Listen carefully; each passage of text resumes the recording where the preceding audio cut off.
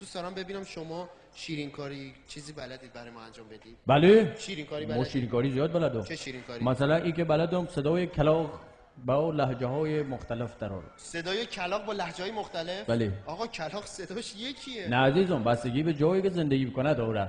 خب انجام بدید. مثلا کلاغ تیرونی. تهرانی.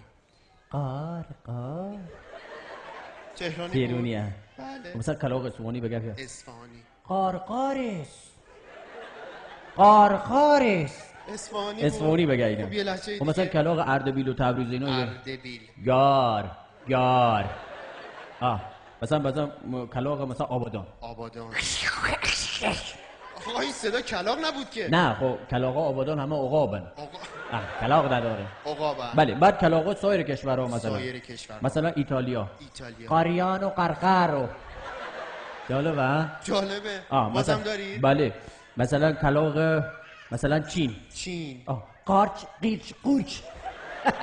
خیلی خوبه. خیلی خوبه. مثلا کلاغ عربستان. عربستان. القارعه.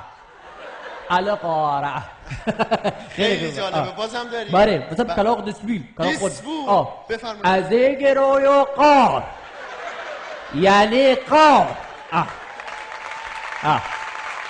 بعد آره. بعد جالب بیدن مثلا کلاغ لرستان. لرستان. کلاغ لور کلن. لرستان.